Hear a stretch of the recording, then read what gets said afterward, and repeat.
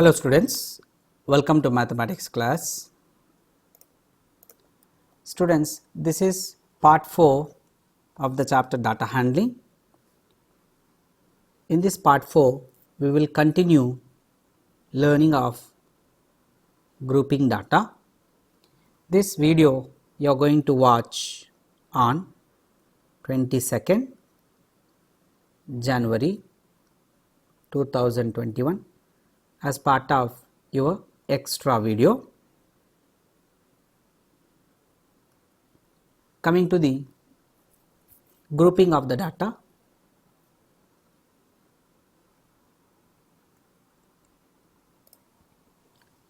students, we grouped these 60 numbers or observations which were the marks of 60 students out of 50 marks. We grouped it as a table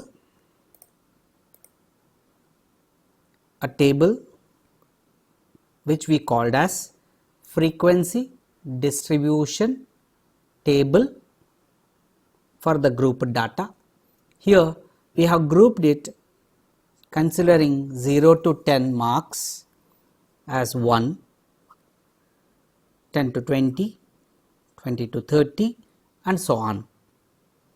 And in our previous class we did this exercise and found frequency of each group, and we learnt even that groups are called class intervals. Now moving further, data represented in this manner is said to be grouped, and the distribution obtained is called grouped frequency distribution. Very important, data represented in this manner is called grouped data,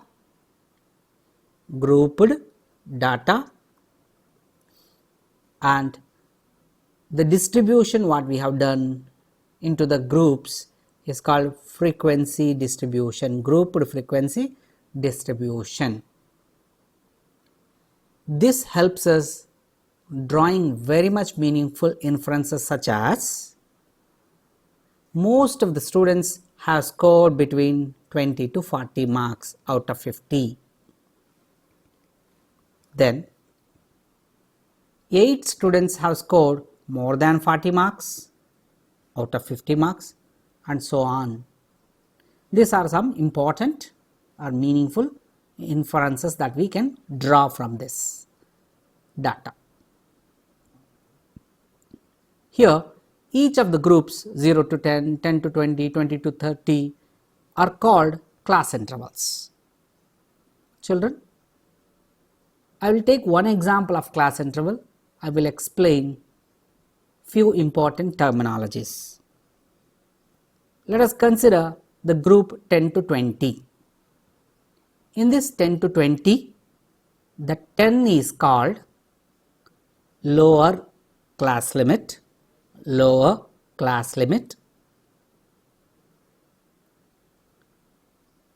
is called upper class limit, whereas the difference between that upper class limit and lower class limit which we got here, this hyphen represents 2, 10 to 20, whereas this represents 20 minus 10. Don't get confused. I am writing, that's the reason why this symbol represents 20 minus 10, that is operation subtraction. This difference is called class size or class width. It is either called class size or class width. Difference between upper limit and lower limit is called class size. Children, another important terminology is class mark. What is this class mark? Class mark is an average of two quantities. So we are dividing it by 2. So 10 plus 20 by 2 is 15. So class mark of this class interval is 15. What is the need of this class marks? In subsequent classes, I will explain the importance of class mark. Okay? In rough, I can say, suppose I told you got A2 grade in the final exam of your 7th standard. Let us say you are unaware of marks, but you know grade. What would be your guessing of marks? Sir, I might have got out of 100 somewhere in between 80 to 90, some marks. That is what you say. But if I ask you, A2 grade can be considered any one mark out of 81 to 90 marks. That means somewhere up to 89. So you might have got 80.5 to up to 90 marks. That is A2 grade. On an average, whoever belongs to A2 grade might have got 85 marks. Understood? That 85 is the actually class mark. Okay? So remember children, class marks will help you. If someone belongs to some class interval, he might have got that many marks averagely, and an average we say.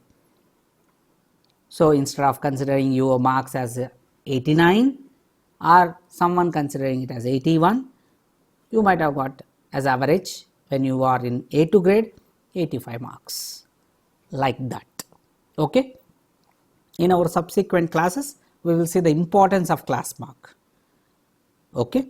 Then moving further, observe that 10 occurs in both the classes, as I already explained to you. How to place that 10? Should I place it in 0 to 10 or 10 to 20? I explained you already that it cannot be placed in both. So to avoid that, we adopted the convention that the common observation will belong to the higher class. That is, 10 belongs to the class interval 10 to 20 and not to 0 to 10. This is already explained to you. Now further, the difference between upper class limit and lower class limit is called as class size. Okay, that I have already explained to you. Now children, the time, let us work on one more question. Try this. Study the following frequency distribution table and answer the following questions given below. So I will be giving questions. First read the table. Frequency distribution table. This is a frequency distribution table of daily income of 550 workers of a factory. So class intervals are considered where daily income in rupees 100 to 125 rupees, 125 to 150, 150 to 175, 175 to 200, so on, where you could see here class size being 25, isn't it? The class size is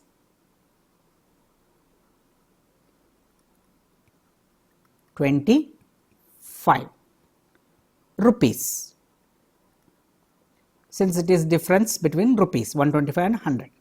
And is class size is same? This class size is same in all the class intervals. Now frequency, where number of workers falling 100 to 125 or earning 100 to 125, 45 members, 125 rupees to 150 rupees, 25 members, and so on. Now the questions. What is the size of the class intervals? I have already mentioned it is rupees 25 is the class size. Okay. Then next question. Which class has the highest frequency? Here highest frequency is 140. So it is rupees 200 to 225 has the highest frequency. So this is how we answer them. What do we call this? Reading frequency distribution table for the group data. Reading and interpreting, okay, analyzing. So third question. What is the third question? Which class has the lowest frequency? Amongst them, the lowest frequency is 20. So the class interval which has lowest frequency is rupees 300 to 325. It has lowest frequency. Okay, this is how we answer. Next, fourth question. What is the fourth question? The fourth question is, what is the upper limit of the class interval 250 to 275? So the class interval of that 275 is the upper limit. Upper I just kept upper limit. So there is one more, fifth question. Which two class intervals have the same frequency? So same frequency 45, 25, 55, 125, 140, 55. So you could see here both class intervals have same frequency. So the fifth question answer is 150 to 175 and 225 to 250 have the same frequency. So we can answer like this. Moving further, there is a second question in try these of the same. Here, construct frequency distribution table for the data on weights in kg of 20 students. Here data on weight of the 20 students is given using the class intervals 30 to 35 kg, 35 to 40 kg and so on. We need to form a frequency distribution table. So we will consider groups 30 to 35, 35 to 40 and 40 to 45 and so on. Now we will have a tally marks and we will count a frequency. Okay. So 40 comes under here, 38 comes under here, 33 comes here, 48 comes here, 60 comes to this, 53 it will fall here, 31 will be here, 46 it will be here, 45 to 50, 34, 32, 35, 36 it will be here, 35 to 40, 49, 45 to 50, 41, 40 to 45, 55 is 55 to 60, 49 comes in 45 to 50, 65 is 65 to 70, 42, 45, 44 again 40 to 45, 47, 45 to 50, it is fifth one, 38 is 35 to 40, 39 comes there only again. So now all 20 are over. Now we will count. So 30 to 35, 3 students, 35 to 40, 4 students, 40 to 45, 4 students, 45 to 50 kg, 5 students and 50 to 55 kg only 1 student, 55 to 60 is only, and 60 to 65 is also only 1, and 65 and above is also 65 kg is also above that. No? So it is also only 1 student. Total 3 plus 4 plus 4 plus 5, 16 plus 4 is 20 students. So total students are 20 in number. This is the frequency distribution table for the given this raw data. Okay. So, this is how we do it. Okay. Now, continuing further, there is one more important topic called bars with a difference. What is this bars with a difference? Let me explain. Let us again consider the grouped frequency distribution of the marks obtained by 60 students in mathematics test, which we have already done. This was the one. So, 0 to 10, 10 to 20, 20 to 30, 30 to 40, 40 to 50, 50 to 60. So, maximum marks were 50 students, maximum marks were 50 in the test. We have considered 60 students and we have done frequency distribution table for that. So, coming to the bars with a difference here, I am going to draw graphical representation of this group data. How to graphical representation?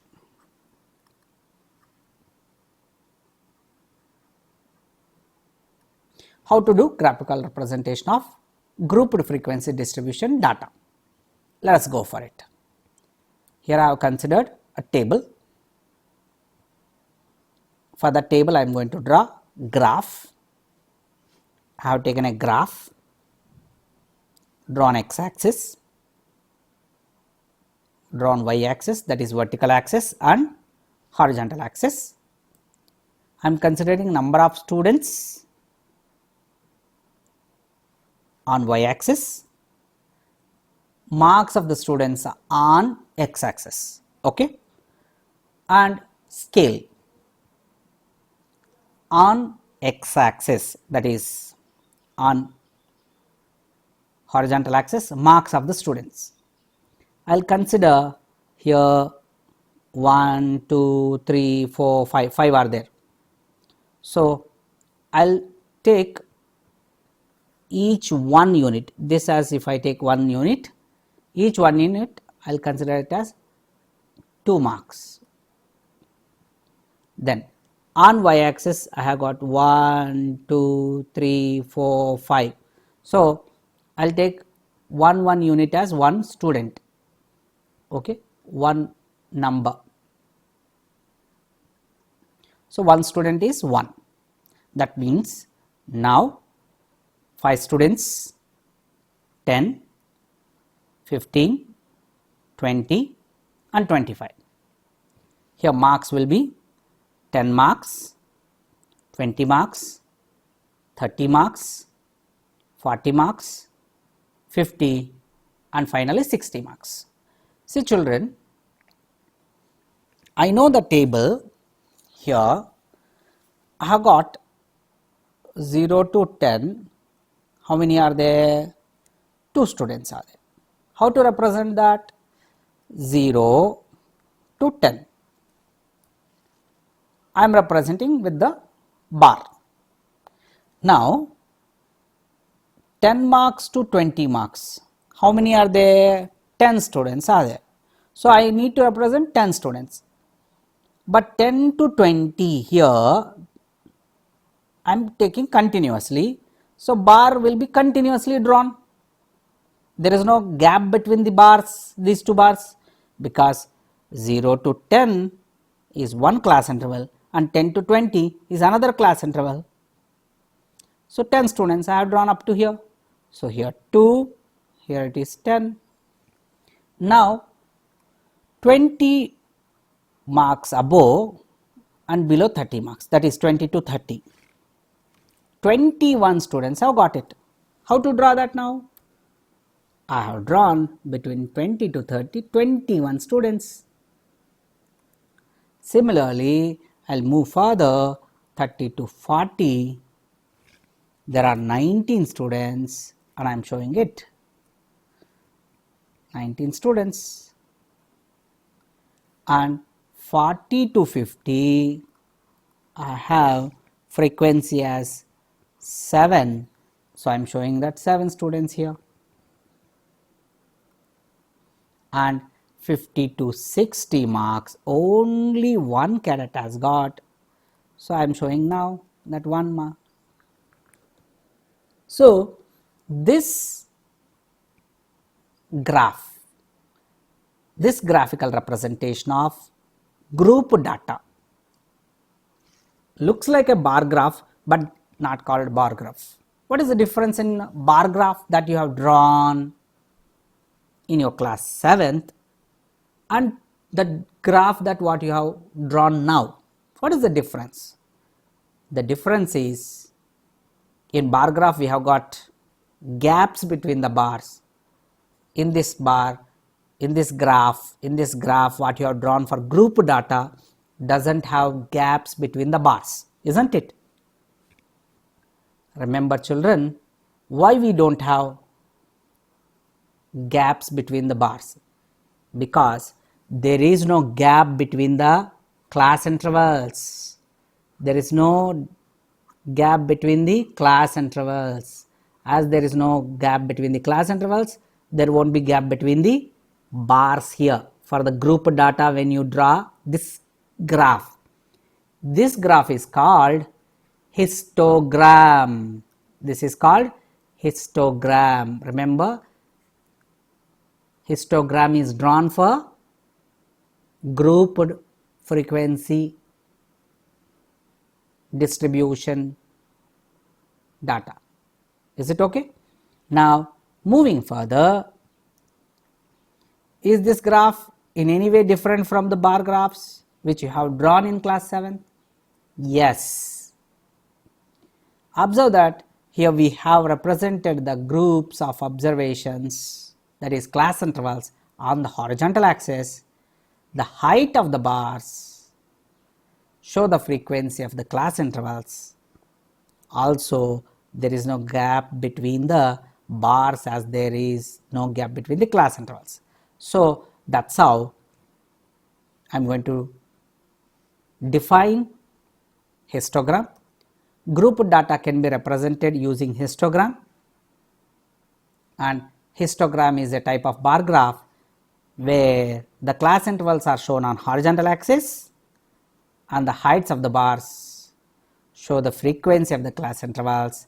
Also, no gap between the bars as there is no gap between the class intervals. Okay.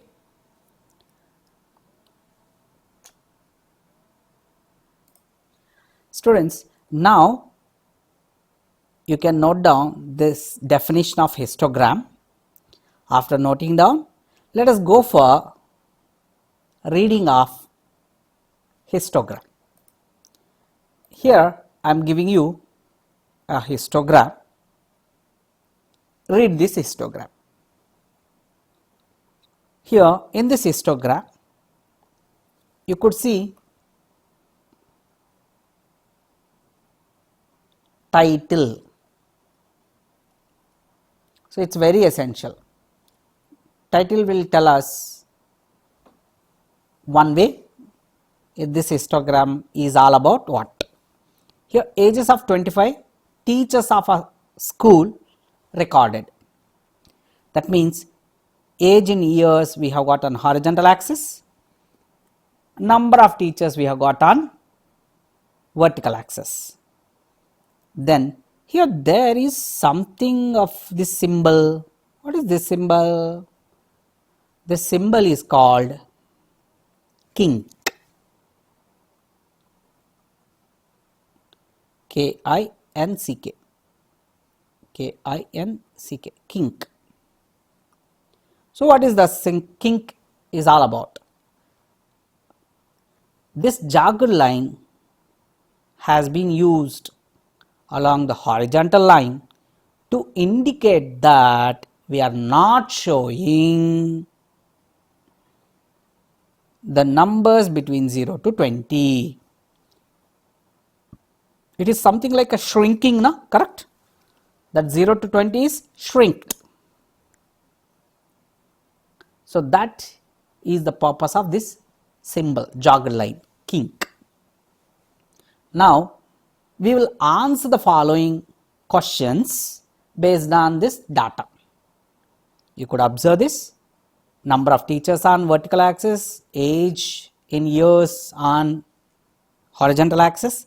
So 20 to 25, 4 teachers are of 20 to 25 years, 25 to 35 teachers are there, 30 to 35 6 teachers, 35 to 43 teachers, 40 to 45 2 teachers, 45 and above up to 50 years 5 teachers are there. Now questions. From the bars of this histogram we can answer the following questions. How many teachers are of age 45 years or more but less than 50 years?